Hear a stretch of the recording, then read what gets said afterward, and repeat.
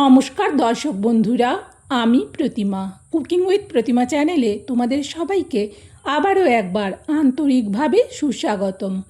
আশা করি বন্ধুরা তোমরা সবাই খুব ভালো আছো, সুস্থ আছো। আমিও তোমাদের মতো ভালো বন্ধু পেয়ে খুব ভালো আছি। আজকের রেসিপিটা শুরু করার আগে যে সমস্ত বন্ধুরা আজকে প্রথম আমার রেসিপি দেখছো, তোমরা আমার আরও রেসিপি দেখতে চাইলে অবশ্যই আমার চ্যানেলটাকে সাপোর্ট করে দিয়ে আমার বন্ধু হয়ে আমার পাশে থেকো। আমার জানা রেসিপিগুলো খুব সহজেই বানিয়ে নিতে পারবে। চলো তাহলে সব বন্ধুরা আজকের রেসিপিটা শুরু করি। আজকে আমি তোমাদের সাথে কই মাছের ঝোলের রেসিপি শেয়ার করব, একেবারে অল্প মশলায় সবজি দিয়ে। তার জন্যে আমি এখানে 4 পিস বড় সাইজের কই মাছ কাটার পর ধুয়েও নিয়েছি। এখন দিয়ে দিচ্ছি পরিমাণ মতো লবণ, আর দিচ্ছি অল্প একটুখানি হলুদ। এবার হাত দিয়ে মাছের গায়ে লবণ আর হলুদটা ভালো করে লাগিয়ে নেব।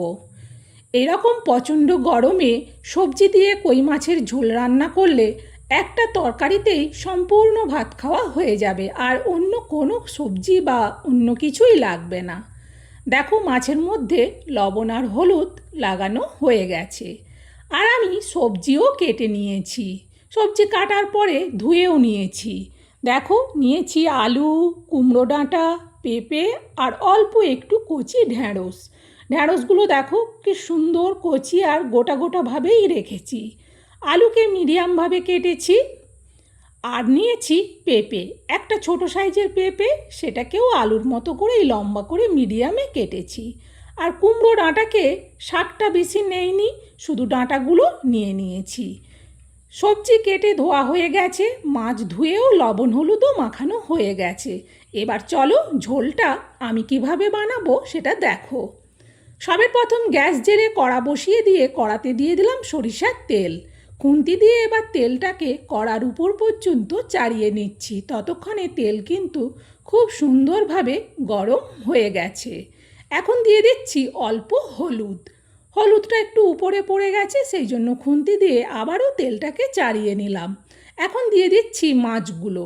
যেহেতু 4 পিস মাছ আছে সেই জন্য একসাথেই দিয়ে দিচ্ছি। দেওয়ার পর 2 মিনিট অপেক্ষা করব।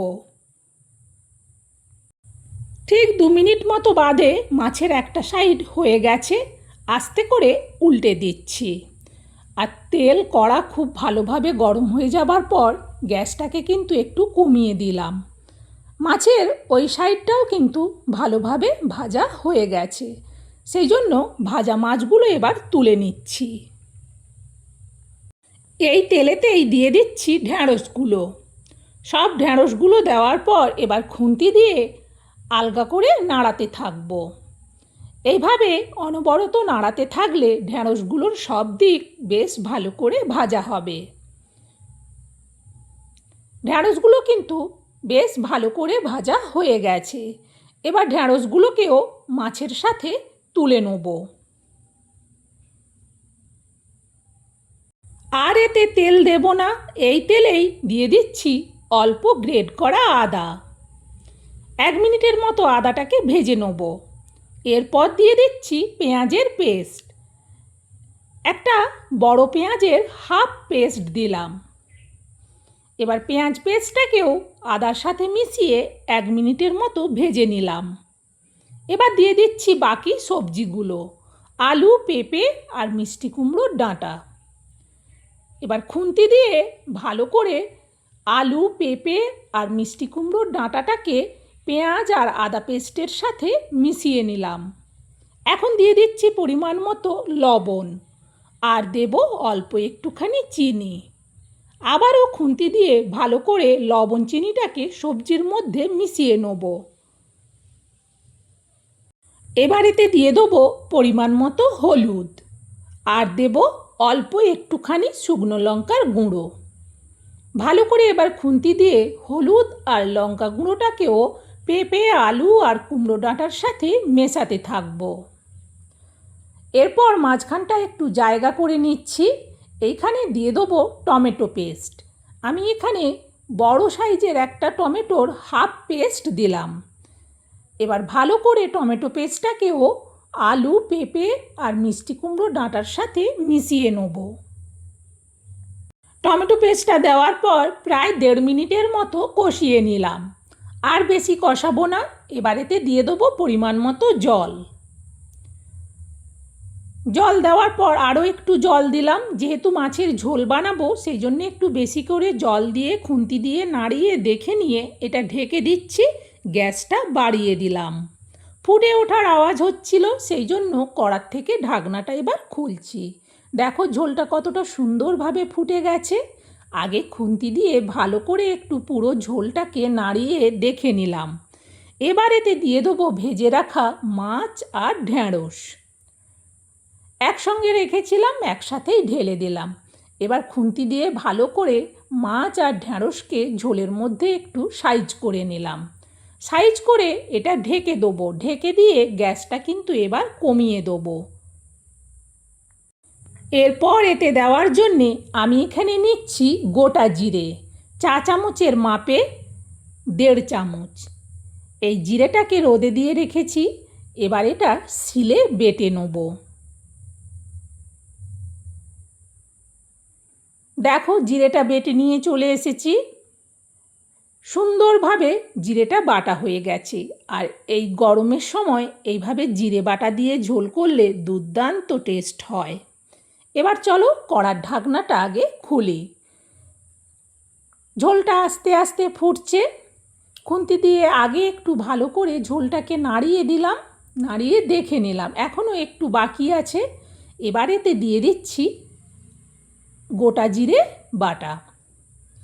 এই জিরেটা কিন্তু গুঁড়োটা দিলে এতটা টেস্ট হয় না। দিয়ে দিচ্ছি 4-5 পিস কাঁচা লঙ্কা। এই 4-5 পিস লঙ্কা দেওয়ার পর এবার এটা ঢেকে দিয়ে গ্যাসটাকে মিডিয়ামে করে দিলাম। প্রায় মিনিট 3 বাদে কড়ার থেকে ঢাকনাটা সরাচ্ছি। যখনই ঢাকনাটা খুললাম, এই জিরে আর কাঁচা লঙ্কা যে দিলাম সুন্দর সেন্ট বেরোচ্ছে। লঙ্কাগুলো কিন্তু বেশ ভালোভাবে সেদ্ধ হয়ে গেছে। আমি কিন্তু এখন খুন্তি দিয়ে লঙ্কাগুলো আর কাটবো না। যখন খাওয়া হবে যার যেমন ঝাল লাগবে সে তেমন লঙ্কাটা মেখে নিতে পারবে। ডাঁটাগুলোও সেদ্ধ হয়ে গেছে, পেঁপেও সেদ্ধ হয়ে গেছে। এবার ঝোলটা নাবিয়ে নেব। যেহেতু ঝোলটা অনেকটা, সেই জন্যে এরকম একটা বড় জায়গার মধ্যে ঢেলে নিচ্ছি। বন্ধুরা, এইরকম প্রচণ্ড গরমে অল্প মশলায় কই মাছের ঝোলটা একবার এইভাবে বানিয়ে দেখো, বারবার বানাতে চাইবে, এতটাই টেস্টি হয়। আমার এই সবজি দিয়ে কই মাছের ঝোল রান্নাটা তোমাদের কেমন লাগলো সেটা কমেন্টে জানিও। যদি ভালো লাগে একটা লাইক দিতে কিন্তু ভুলো না। আর তোমরাও কিন্তু রেসিপিটা শেয়ার করে দিও, যাতে এইরকম গরমে কই মাছের এই সবজি দিয়ে ঝোলটা সবাই বানিয়ে নিতে পারে বাড়িতে। একটা রেসিপিতেই সত্যি বাজিমাত হয়ে যাবে, আর অন্য কোনো রেসিপি রাখবে না। আজকের মতো রেসিপি শেষ। আবার অন্য দিন অন্য রেসিপিতে দেখা হবে। ততক্ষণ সবাই ভালো থেকো, সুস্থ থেকো। টাটা বন্ধুরা।